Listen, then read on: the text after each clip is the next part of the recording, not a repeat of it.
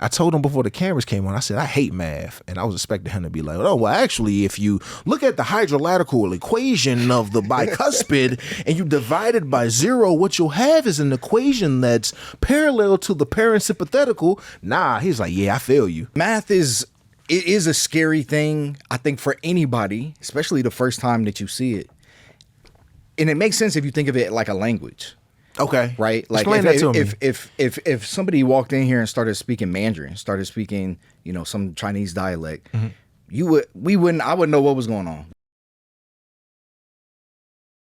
Hey, what's good, y'all? Welcome to another episode of Learn the Hard Way. My name is Kier Gaines. I am your favorite therapist. I am a husband. I'm a father. I'm a content creator. I am a man sitting in front of a camera with a photographer to my right and an amazing guest right in front of me who we will get to in a second. And it's weird when people bury the lead on the guest on the podcast, because if you read the title, you know exactly who my guest is today. But before we get to that, we got to do a little housekeeping. I have been on a journey that's been, it's been kind of humbling lately. If I just wrote it on Threads the other day, and then I posted it to my Instagram, and I said, in a healthy relationship, one of the dopest muscles to exercise together is, even in the midst of disagreeing, even in the midst of conflict, finding a way to still be genuinely curious about what the other person is saying and going through, which is hard because sometimes when you're in a relationship, you feel like the thing that they're upset with is stupid. And I think that you are well within your right to think that it's stupid. The problem isn't thinking that it's stupid. The problem is treating the other person like what they feel is stupid. But there's something about curiosity that really kindles me to think deeply. And when I think about just curiosity through the experience of boyhood and manhood, it makes me think even harder, because I have a theory that there's something about boyhood that strips men of curiosity. Ooh, yeah, I believe that. And I believe that your ability to wonder and have whimsy gets taken away from you, and it gets replaced with a myth of certainty and a myth of stoicism. But we'll get to that a little bit later. Today, I have a guest who is, living proof that curiosity beats pretending to know what you're talking about any day of the week. One of my favorite things in the world is when a really intelligent person can stand up and say, hey, bro, I don't know. I have no idea. I know a lot, but I don't know that. That is a sign of maturity and a sign of growth to me. I want y'all to give it up today for Dr. Dakotah Tyler, a.k.a. Dr. Star Kid. He chose curiosity over comfort, and it turned him into a scientist. This man was not born with a calculator in his hand. This man was a straight D1 athlete and decided he was going to take his life, put that joint into reverse, and parallel park it into science. I told him before the cameras came on, I said, I hate math. And I was expecting him to be like, oh, well, actually, if you look at the hydrolateral equation of the bicuspid and you divide it by 0, what you'll have is an equation that's parallel to the parasympathetical. Nah, he's like, yeah, I feel you. And I was like, oh, yeah, we got to get the pod in today. Everybody, let's give it up for, what do you go by? Do you go by Dr. Star Kid? Dakota. Dr. Dakota. I mean, it's all these things. Dr. Star Kid, Dr. Dakota, Mr. Tyler, sir. Mr. Tyler, sir, is crazy. Nah, that's what I've had a student call me that before in class. Not with the hands, the Oliver. That's how it feels when they talk. It feels a little bit strange. I got a question for you, because well, first off, let's give it up for. I have to call you Dr. Star Kid, because that's just fine. Let's give it up for Dr. Star Kid for being on the pod. I'm gonna have to have you do all my intros. That was pretty good. Listen, man, I'm a legit fan of yours. I went down a rabbit hole. I watched your Deontay Kyle episode, hilarious, and very informative. I watch your content, and there aren't many men in the space who are intellectual thought leaders, man, but who still feel like real people. You know, so I appreciate you, bro. Thank you for coming on the pod. Likewise, bro. Yeah, man. I got so many questions to ask you, man. I got so many questions to ask you. I want to nerd out in so many different ways. But you said, what's up with you in math, man?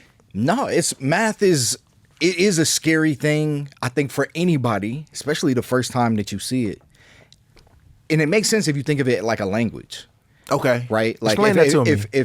if somebody walked in here and started speaking Mandarin, started speaking, some Chinese dialect, I wouldn't know what was going on. Neither one of us would. It doesn't matter if they start saying it slow. It doesn't really matter if they start pointing at things it doesn't matter. We got no point of reference. You have no idea what's going on. And that's what math is. It's this language that has all of these rules and this syntax.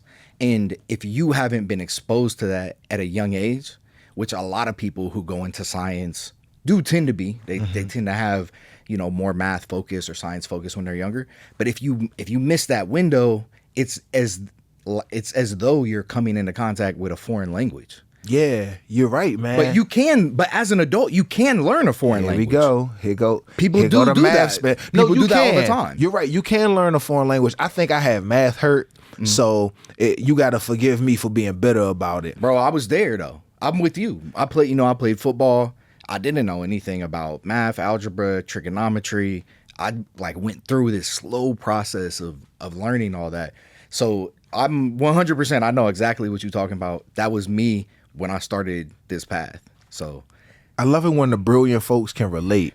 I had who changed my mind on math, because I do want to get to your story, because your story is crazy, and I want the people to know where you came from and how you got here. But I had a math professor in undergrad, brilliant brother, man. When he would be doing equations, he would ask us, what's 10 plus 5? Because this man could solve an algebraic equation that was as long as I-75, but he couldn't do simple math in his head. And he was so comfortable with that. This man was a genius, but addition and subtraction escaped him somehow. And he said math doesn't make sense because you learn that it goes from 1 to 10. Then no, it goes actually from 1 to 100. Then you learn that there are more numbers than 100. And then at some point you learn, no, it goes from 1 to 12. And then it goes back to 1 when you start learning time. He says numbers change on you the more you learn, and it's hard to figure out where you are. So he doesn't focus on what he doesn't know. He says, I just hire that out. I'll ask you all. I focus on what I do know, the deeper work.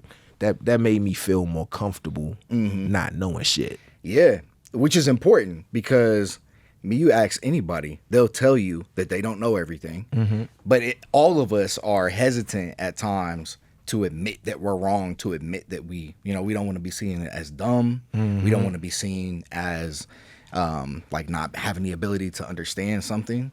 So it's very natural and it's very human, but it keeps you from, in my mind, being better. It does. A better version of yourself For that sure. now knows more things or has a larger perspective. Yeah, and I'm always shooting for the wider perspective when it comes to things, because I'm fine. I don't need to know everything, but I like to be aware of what I don't know and be able to ask questions about it. In my book, I told a story about when my youngest daughter, when my wife had some pregnancy complications with her, and we ended up in the part of the hospital you don't want to end up in when you're having a baby. That's the high-risk pregnancy ward. Scary, bro. It's scary. Like the ultrasounds and everything looked different there. Yeah. And the doctor came in, and he said, all right, here's what I know. You have a high likelihood for this to happen. There's a likelihood for this to happen, and a likelihood for this to happen. We don't know what's going to happen ultimately, but if we use these 3 options, here are these 3 outcomes. What are you all most comfortable with? And it made me feel so comfortable, him coming in, not pretending that he knew everything, not saying, not making anything definite or concrete. It's just like, well, everything's adjustable. It depends on the circumstance. Here's what the options are, and I'll let you choose, as opposed to coming in and throwing numbers and statistics at us, and we scared, we don't know what's going on. And I really wish more people employed that type of scientific thinking to even general conversation. Yeah. Why do you think people are so scared to what's in that whole I don't want you to think I don't know thing?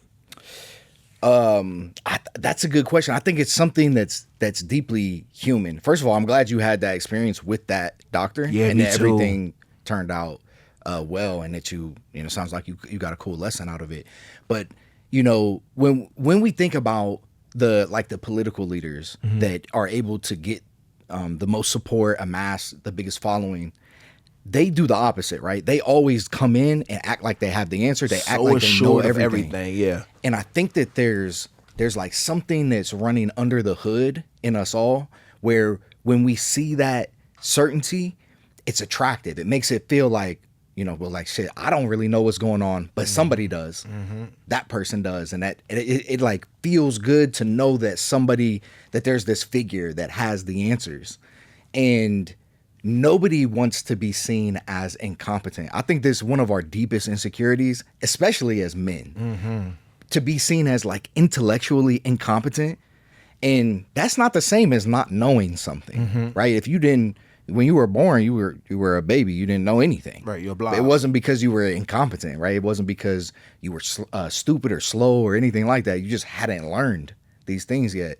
And there's just something very, very, very deep in us all that doesn't want to be seen as dumb. Yeah, because if you're dumb, you're incapable. Right. And if you're incapable, you're not trustworthy. And if you're not trustworthy, because I have this theory that, all humans, we're pack animals, man. We thrive on community. Undoubtedly. I had salmon last night, bro. I can't swim that well.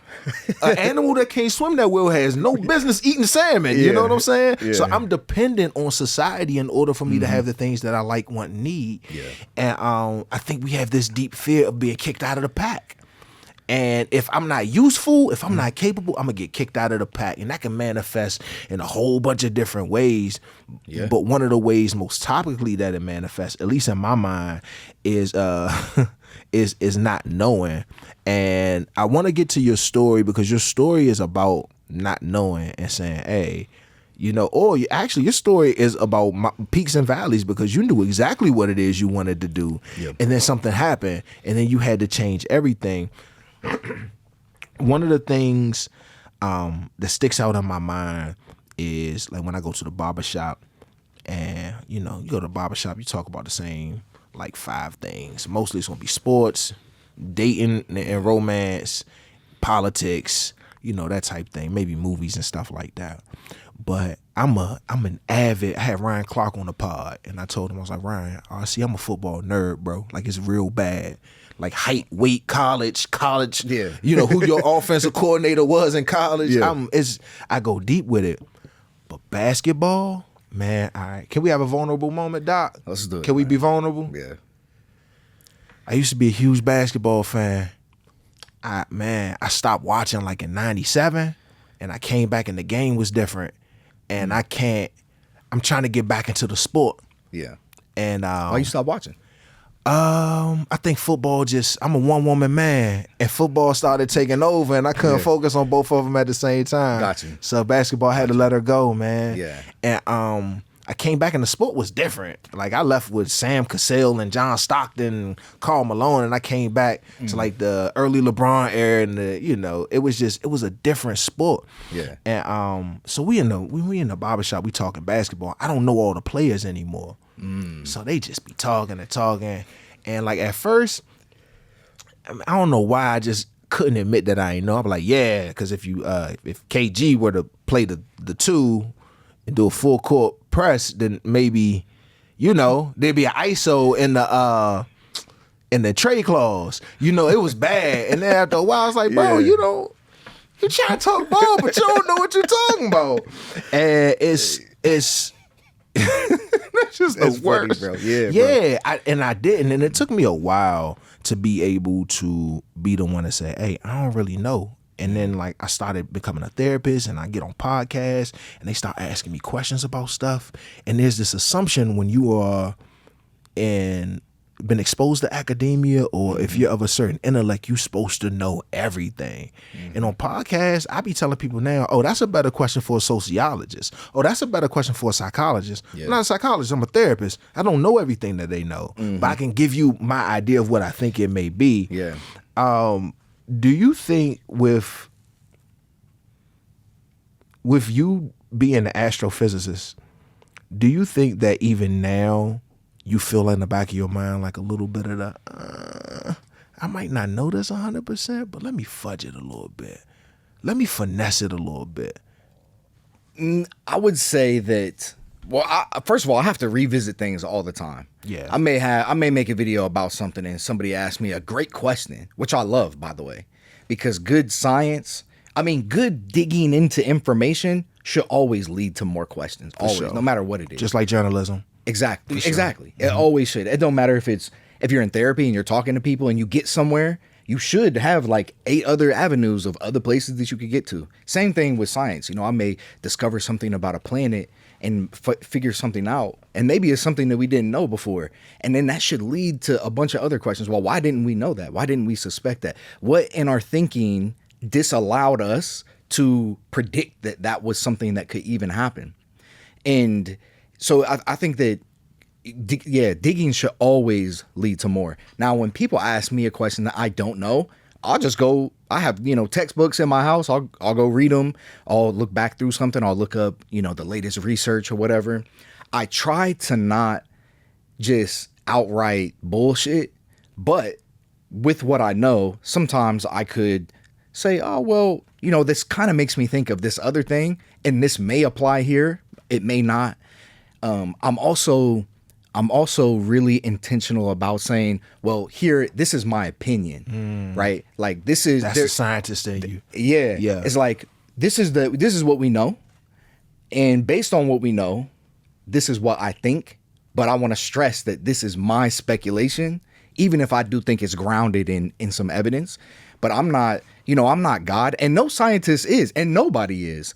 I'll have people, sometimes I'll make a video and somebody may leave a comment and be like, oh, no, I heard so-and-so say this. And it's like, and then maybe that's a big name, famous person, scientist. But it's like, that person is not infallible. That person is not Jesus Christ writing the whatever, the 10 Commandments or anything like that. So it's, you got to be comfortable with that. And I do think that people respect that. I think so too. Yeah. I think so too. And I remember somebody said, I was in a debate with someone. Someone said, well, science is fact. And I said, nah, science ain't fact. Science is the closest we can get to the truth with the information we have available to us in this moment. Yeah. Which is significant still. Oh, it's meaningful. Absolutely. It's important. Yeah. But it's not, things get overturned all the time. Yeah. And a cool thing to think about is that, so in science, a theory is one of the most sturdy ideas. A theory that has lasted for 100 years, people have been trying to disprove and have not yet been able to. So a theory is this like shored up thing that has tons and tons of different evidence to it. But there is no theory that's complete, because you could go out tomorrow and do an experiment and you could find some data that like pokes a hole in this thing. And today, as we sit here right now, I can't predict the future. So there is no theory that's ever complete. Essentially, there is no, you'll never put the period at the end of the sentence of science. It's always, it's a draft that's going on, and hopefully it gets better and better. It's like writing a book.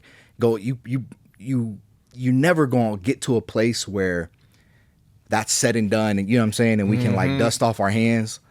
And I love that because I'm a curious person and I want to keep going. So that's an important thing to keep in mind about. I think that does go back to what you said earlier about just like this thing in us as humans that kind of prohibits us from saying we don't know. I feel like all of that is related. But I let's go back, because you're talking to the people. I want the people to know your story. I know y'all that don't know this guy. Let me help you understand something. He spent his whole young life being an athlete first. He was an athlete, and I'll let him tell it.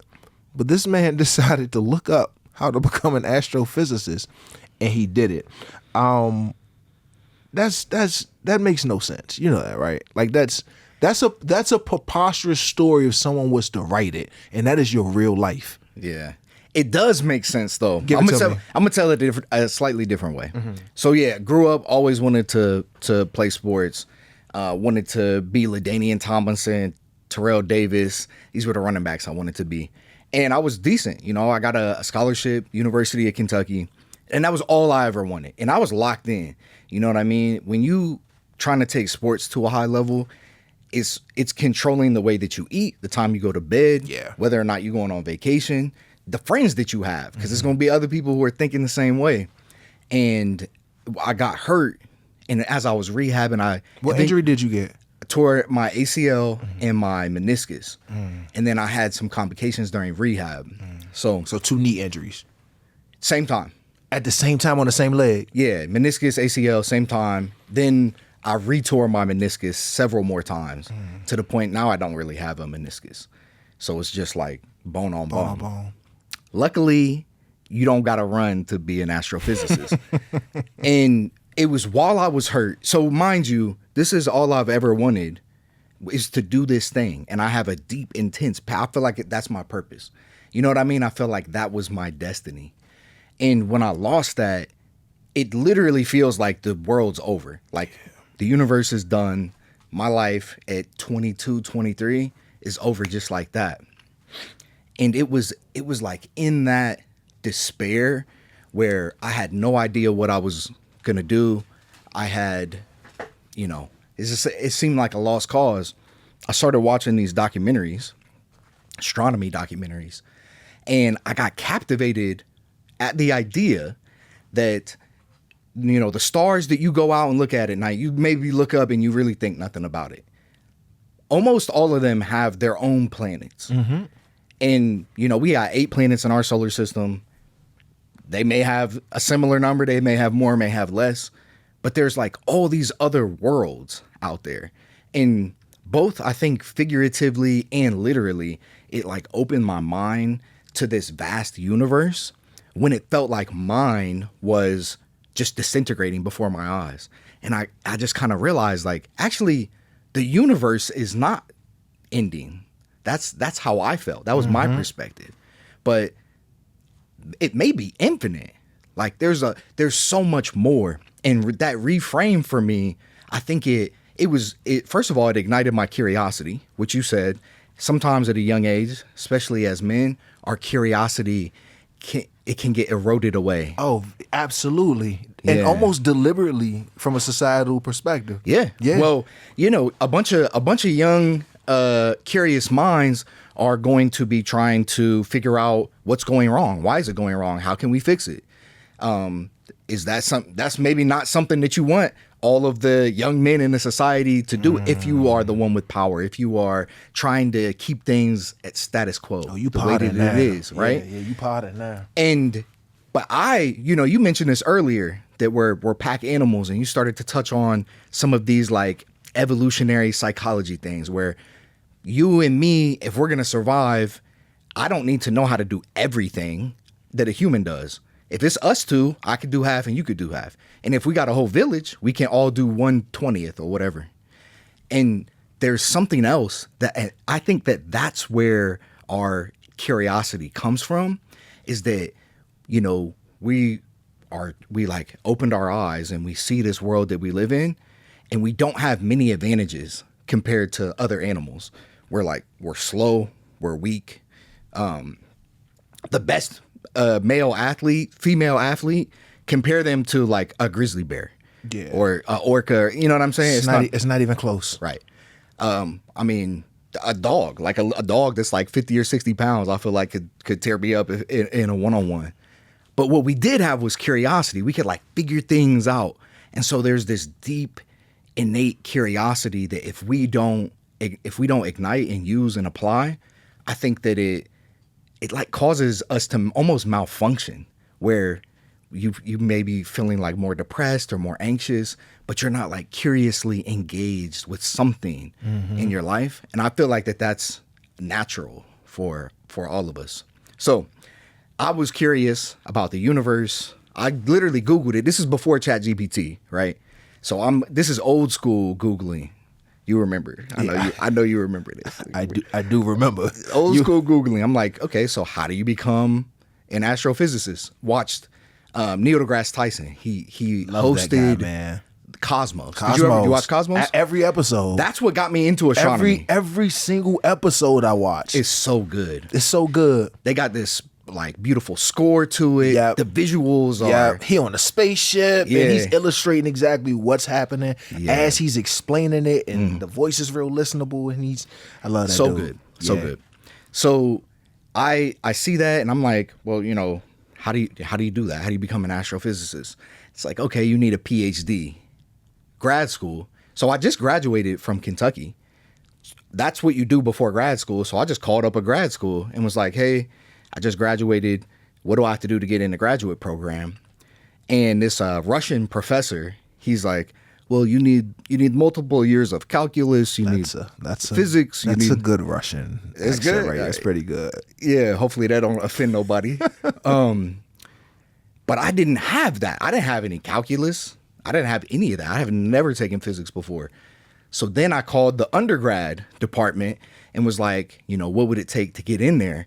And I didn't have the prereqs for that either. So I basically had to start at community college, taking like early classes, algebra, trigonometry. Those fundamental math courses. The one that I was supposed to learn in high school, but I didn't really care. You know, I didn't think I needed trigonometry and algebra for football. Same, bro. That being said, the basics of physics will help you in a leveraged sport like football. If you understand, players get an intuition. They say things like, you play football, right? I did.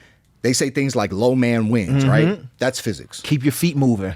Yeah. Move the pile. Yeah. That's basic physics. And I think it's cool that we get like this physical intuition about it by using our bodies and doing things. So that's very cool. But so I started to map this out and I'm like, okay, so grad school going to take 4 or 5, 6 years. Bachelor's again going to take 4 years, something like that. And then I'm going to have a year or two a community college. So this was like 10. I'm looking at 10 years minimum. That's a hell of a road right there ahead of you, man. Yeah. And I was hesitant because that's a long time, right? And my homies, some of them are going to the NFL. Some of them are getting jobs doing this and that. And I felt like I would be behind if I did that. I had this feeling that I would just be behind. And I remember talking to my dad. My pops was like, you know, when you 80, 90 years old on your deathbed, are you going to wish that you had started a job a little bit sooner to make more money or feel like you was keeping up with your colleagues, your friends? Or are you going to wish that you had just spent the last 60, 70 years doing something that you love, that you were interested in? And that really like hit home for me.